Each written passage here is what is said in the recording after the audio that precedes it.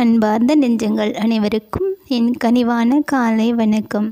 சிவ குடும்பத்தின் அருளாசிகளால் இன்றைய நாள் உங்களுக்கு இனிதான நாளாக அமையட்டும்.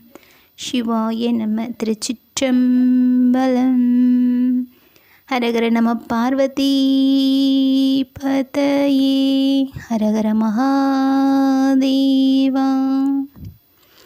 அனுபோக சுத்தி. இதில் 8வது பாடலை விளக்கத்துடன் பார்ப்போம். தேனை பாலை கண்ணலின் தெளிவை ஒளியை தெளிந்தார்த்தம் ஊனை ஊருக்கும் உடையானை உம்பரானை வம்பனேன் நானின் அடியேன் நீ என்னை ஆண்டாய் என்றால் அடியேற்கு தானும் சிரித்தே அருளதான் தன்மையாம் என் தன்மை தானும் சிரித்தே அருளதன் தன்மையாம் என் தன்மை.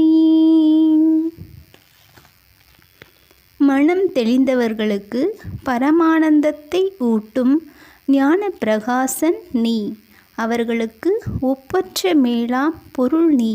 மற்றும் பக்குவம் அடையாத நான் உனக்கு அடிமை என்றும் நீ எனக்கு தலைவன் என்றும் சொந்தம் பாராட்டினால் ஒரு புன்சிரிப்பின் மூலம் நீ அதை மறுப்பாய்.